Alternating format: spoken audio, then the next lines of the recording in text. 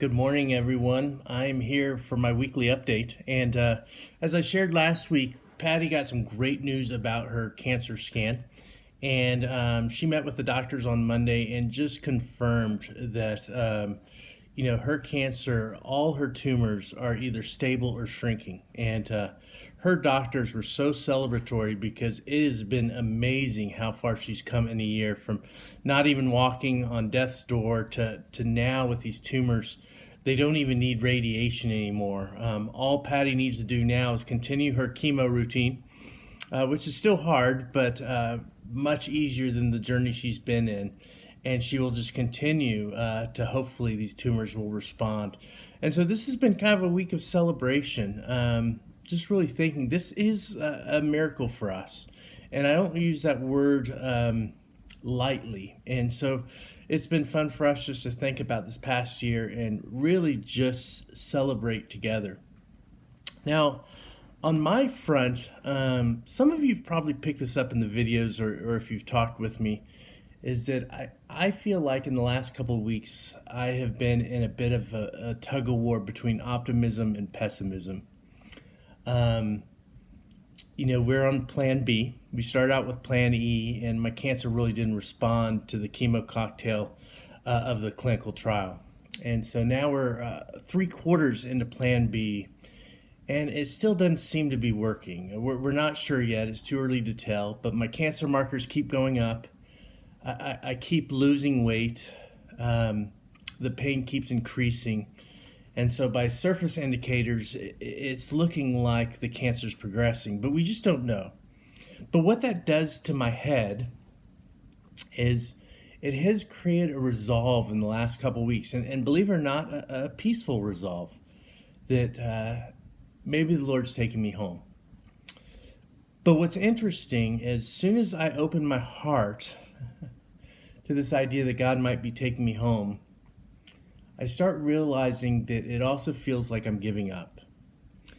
I realize it's hard to open my heart to heaven while still holding on to the possibility of healing. And it is this tug of war in me mentally. And I remember sitting here a couple weeks saying, I can do both at the same time. I can live in the present, live in the future. I can fight while at the same time anticipating God's beauty in the future. And I'm realizing it's taken me more of a seesaw or a tug of war, and it's much more difficult than I realize. And so something happened to me about a week ago, and a lot hasn't happened to me in this way. I've shared that God often speaks to me, but God has spoken words of encouragement during this season, but I haven't gotten a lot of clarity of what God is up to. But I had this moment where I was kind of half asleep in the middle of the night, and I had this picture of the scene in Genesis 22, which is a complicated story in itself. And it's the story of Isaac, where he's about to die. And all of a sudden, there's a ram in the thicket to take his place, and Isaac is saved. And I felt this impression. I'm not sure I would canonize it as I feel like God was speaking to me quite yet. But I felt this whisper in my heart, keep fighting to the very end. All the way to the very end. Trust me, follow me, I love you, to the very end. I believe that as God is allowing and loving me, that I need to keep fighting. And so now there's this kind of mantra I say whenever I'm experiencing pain throughout the day, I'll just say, okay, Lord, it's time for that ram in the thicket. I'm ready for that ram in the thicket. And that's kind of my phrase of just realizing that it's okay to surrender to maybe God taking me home.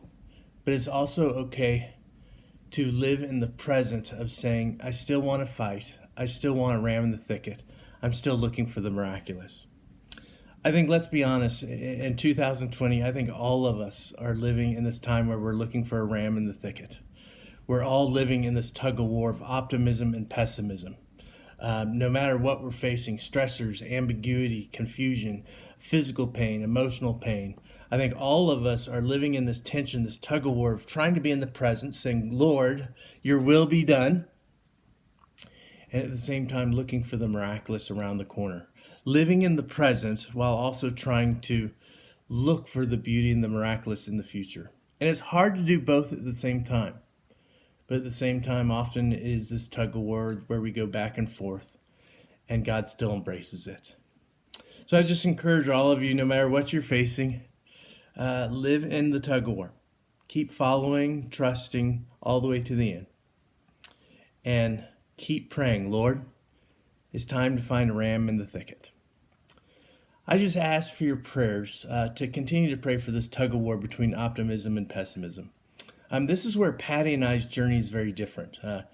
Patty has been extremely optimistic all the time in her journey. She would grieve and she'd be sad, but she always thought she was going to be healed. And at times, I would look from a distance and think it was denial, but the reality was that she just had this beautiful optimism that I can learn from her. The second thing that I could use prayer for is just the sense of peace. About 80% of the time, I am really peaceful. I really am peaceful in this journey of what God is up to, even though I don't know what he is doing.